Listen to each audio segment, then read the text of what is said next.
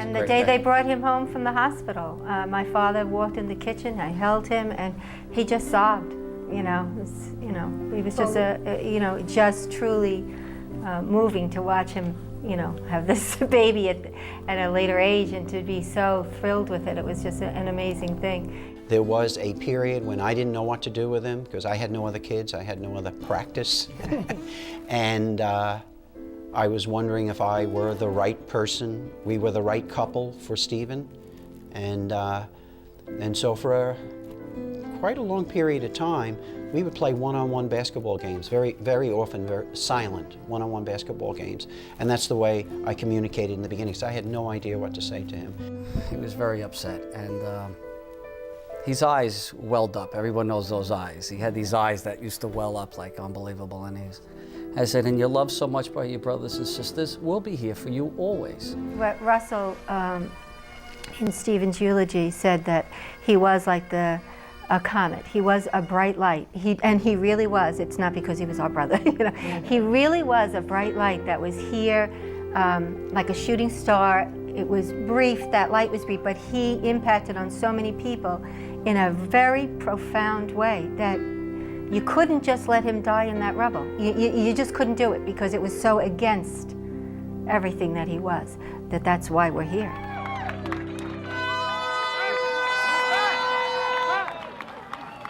They came from across the country and across the globe for the run and walk through the Brooklyn Battery Tunnel and into Lower Manhattan. Some of them firefighters wearing their gear, just like Stephen Siller was when he ran to the Twin Towers on 9/11. My brother was a fireman that died on 9/11. He was on his way home, turned around, ran through the Brooklyn Battery Tunnel with his gear on his back. The Tunnel to Towers 5K run is in honor of firefighter Stephen Siller. Hundreds of people came out to run from the Brooklyn Battery Tunnel to where the towers once stood. That was a route that firefighter Stephen Siller took before giving his life to those in need. We are building homes all across the country for the most catastrophically injured service members. St. Francis of Assisi said, brothers and sisters, while we are here, while we have time, let us do good. And I can't think of anything better to honor my brother, all our military that give their lives every single day for us, those who give life and those who give limb. This is the very least we can do as Americans for the sacrifice and service that these young men and women have done for this great country of ours. The 9/11 Never Forget exhibit is a 1,000 square foot interactive museum that travels across the United States. And now it looks like a regular truck, but when this is running, actually these pieces will actually push out. You'll be able to go inside, take a look at artifacts, and the best part is you get a guided tour by a firefighter who actually responded on September 11th. So we bring our unique perspective of the day, and we think it's very important that people never forget. The water was coming down like a tidal wave. I could not believe it. Coming back, the devastation in my neighborhood was unbelievable. We've given out over $7 million worth of food and supplies. We've cleaned out over 1,500 houses where we've ripped out the sheetrock, the plywood, the flooring, you name it, so they can get back into their houses. Oh, this is more than I could imagine what it would be like 2 years ago. This is great. It's a long way to the top of One World Trade. Many choose to take the elevator, but next weekend, 1,000 people will go up the long way. Step by step, they will climb all 102 floors in the name of charity for the second annual Tunnel to Towers climb. For us, it's a reminder really of how much New York came together, how much America came together, and how we're moving forward now.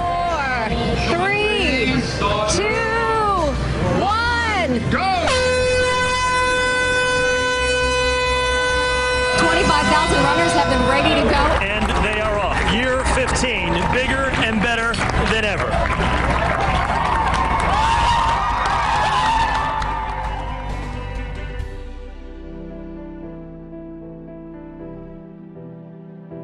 Those are some great times I'm sure you'll never forget. Well, here it is, St. Peter's. Another stage in your eventful life. Joy of having your brother Frankie here as a student. Yes, and having Frank here, and all the accolades he received from the other teachers, and how proud he made you to have him here. Just like me, you lucky devil to have both of us. Steve, you want to say something? I was hoping it was going to be a little colder. It wasn't as refreshing as I expected. Happy birthday. From I'm sure from Georgie and Russ too. Yes, yeah, Georgie and Russ. Pretend brothers that are right here. Right in the middle. Yes, happy birthday. Let me make a little more room for Georgie. Oh, Georgie, poor Georgie. She's putting her. Just the time of friendship you've shown me. It's again beyond brother or father. It's really friendship. We're friends besides anything. And I love you very much.